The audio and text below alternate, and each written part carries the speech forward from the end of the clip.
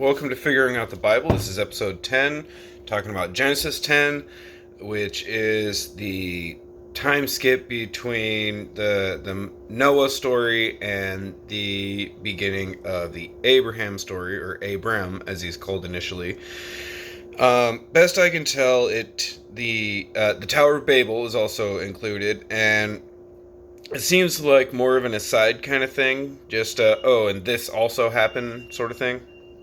And I'm pretty sure it happened during the life of Peleg, son of Eber, because in chapter 10 it says, to Eber were born two sons. The name of one was Peleg, for in his days the earth was divided, and his brother's name was Joktan.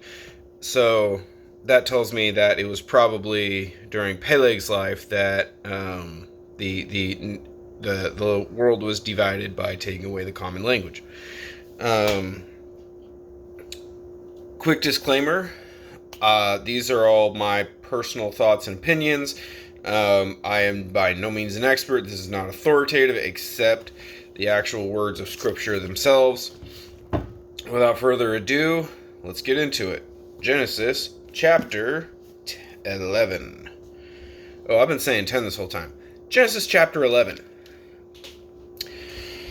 Now the whole earth had one language and the same words, and as people migrated from the east, they found a plain in the land of Shinar and settled there. And they said to one another, "Come, let us make bricks and burn them thoroughly." And they had brick for stone and bitumen for mortar. And they said, "Come, let us build ourselves a city and a tower with its top in the heavens, and let us make a name for ourselves, lest we be dispersed over the face of the whole earth." And the Lord came down to see the city and the tower and the children of man had built. And the Lord said, "Behold, they are one people, and they have all one language. And this is only the beginning of what they will do, and nothing that they propose to do will now be impossible for them. Come, let us go down there and there confuse their language, so that they may not understand one another's speech." So the Lord dispersed them from there over the face of all the earth, and they left off the building of the city. Therefore its name was called Babel, because the Lord confused the language of all the earth. And from there the Lord dispersed them over the face of all the earth. Shem's descendants. These are the generations of Shem. When Shem was 100 years old, he fathered Arpachshad 2 years after the flood. And Shem lived after he fathered Arpachshad 500 years and had other sons and daughters. When Arpachshad had lived 35 years, he fathered Shelah. And Arpachshad lived after he fathered Shelah 403 years and had other sons and daughters. When Shelah had lived 30 years, he fathered Eber. And Shelah lived after his father Eber 403 years and had other sons and daughters. When Eber had lived 34 years, he fathered Peleg. And Eber lived after he fathered Peleg 430 years and had other sons and daughters. When Peleg had lived 30 years, he fathered Reu. And Peleg lived after he fathered Reu 209 years and had other sons and daughters. When Reu had lived 32 years, he fathered Serug. And Reu lived after he fathered Serug 207 years and had other sons and daughters. When Serug had lived 30 years, he fathered Nahor. And Serug lived after he fathered Nahor 200 years and had other sons and daughters. When Nahor had lived 29 years, he fathered Terah. And Nahor lived after he fathered Terah 119 years and had other sons and daughters. When Terah had lived 70 years, he fathered Abraham, Nahor, and Haran. Now these are the generations of Terah. Terah fathered Abram, Nahor, and Haran. And Haran fathered Lot. Haran died in the presence of his father Terah in the land of his kindred in Ur of the Chaldeans. And Abraham and Nahor took wives.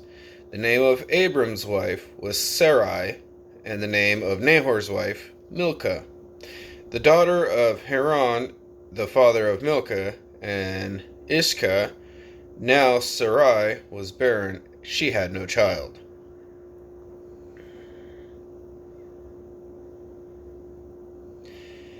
Terah took Abram his son, and Lot, the son of Haran, to his grandson, and hang on, I'm going to start that over. Terah took Abram his son, and Lot the son of Haran, his grandson, and Sarai his daughter-in-law, his son Abram's wife, and they went forth together from Ur of the Chaldeans to go into the land of Canaan. But when they came to Haran, they settled there. The days of Terah were 205 years, and Terah died in Haran. Okay, so there's lots to break down there. Starting with, like I said, the Tower of Babel is more of an aside in the story, and I'm pretty sure that tower happened during the time of Peleg. So here's what I'm thinking it really breaks down to. So during chapter 10, it makes multiple references to people spreading out by their own languages and whatnot. So it's pretty clear to see that the common language that is spoken of in chapter 11 is actually a common language shared. It's like a universal language to make life easier, where each culture already had its own individual language. So it would be like if English was taught to everybody, but kids in China still spoke Chinese when they didn't have to speak the universal language. Kids in Japan still spoke Japanese, at home, but then in public spaces they would switch to English. Just as an example. So when God comes down and confuses the languages, what he's really doing is he's taking away that common language, so that people only had the cultural languages that they had already developed. So it is true that everyone spoke the same tongue, but not exclusively spoke the same tongue, if that makes sense. So I have to point out that when God came down and looked, because honestly, that feels kind of like just a fatherly thing to do. Oh, my kid's building something cool, I'm gonna go check it out. So that's kind of what it feels like to me. And then he even comments and says basically that it's an achievement what they've done, and now that they have shown me they can do this, nothing they propose to do will be impossible for them. So he acknowledges it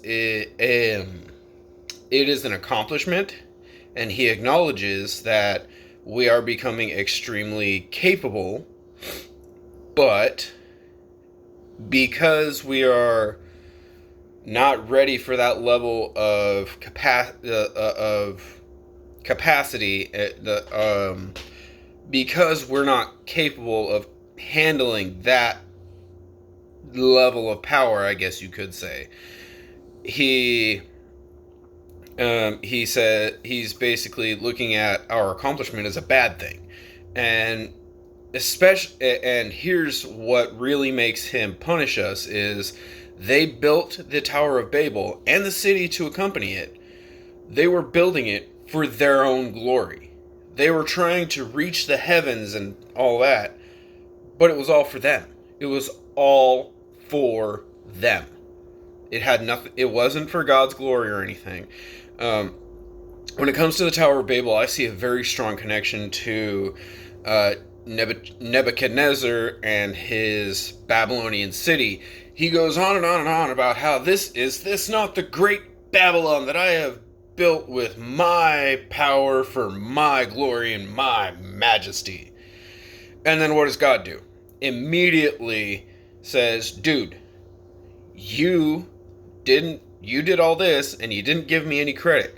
So what I'm going to do is I'm going to confuse your mind. He gave Nebuchadnezzar a mind of an animal for 7 years, if I remember correctly, because he did the exact same thing that the people at the Tower of Babel did. They built all of this, did not give God any of the glory, and they tried to keep it all for themselves. They wanted to make a name for themselves, not a name for God. So God punished them. He took away that universal language so that everyone only knew how to speak their own cultural languages. So that's really what the Tower of Babel is really talking about. And again, if you look, it's more of just a side note kind of thing, because in chapter 10, it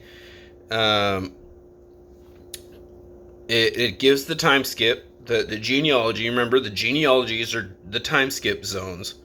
So it gives that, and then it goes to the tower, but then it goes back a little bit for the genealogy in chapter 11. The genealogy actually goes back a couple generations, and then it picks up the story. So that tells me that, again, it happened in the days of Peleg, and it was this Tower of Babel really wasn't a big deal in the grand scheme of things. And then so we get into the chapter 11 genealogy, and then we get to Terah's descendants. And this is where we see the actual narrative of the biblical story pick up again. We get to learn about the new people we're focusing in on in the coming chapters. We get to see we were introduced to Terah, father of Abraham himself, his brother Nahor, his other brother Haran, and his nephew Lot. Lot is going to be a significant person in the coming chapters, as is Haran. He kind of pops up a lot because he's got a city named after him, or something like that. And then we also get to meet Sarai, Abram's wife, and I guess Terah. Yeah, they do say he died right there, so he doesn't really play much of a role in the coming chapters, I guess. But it's really interesting to me to realize that while the traditional narrative that we've all heard about these events, it is true to an extent, it's also not quite there, because everyone says, oh, well, we all spoke one language before the tower. Apparently not. It flat out says there was multiple languages before the tower. So there seems to be a lot of misconceptions. People think Adam and Eve were the first humans. The Bible seems to say otherwise. People said that the sons of God in was it Genesis 6, I think, people say that the sons of God, they were angels or something, or whatever. It's like, probably not. They were probably just the descendants of Adam, and the sons of man were probably the humans that were around before Adam and Eve. Again, my own people, the Choctaw Nation, have been around for 14,000 years. So Adam and Eve, not the first people. But I don't know. It's really fascinating to see how how the Bible actually portrays things as opposed to what people will tell you. Um, I don't know. It's really interesting. It seems like the traditional views on things are just leaving out little details or slightly, I don't want to say altering or tweaking, but they're adjacent to what seems to be the truth. And keep in mind, this is not authoritative. I am not an expert. I'm still learning this just like all of you. So keep that in mind. There there is plenty of room for doubt for all of my conclusions. Um, Anyways, I hope you found this enlightening. I hope you found it entertaining. I would love it if you would give me some comments and tell me your thoughts, because I would love to hear them. Um, I would, I'd super appreciate it if you could like and share.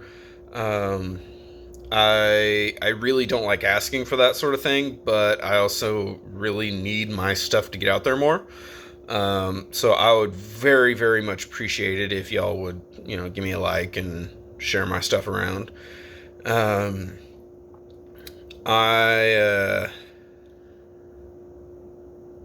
don't have anything else to say, so I thank you so much for tuning in. Tune in again on Friday for the beginning of Abraham's story. I cannot wait to see you there. Take it easy.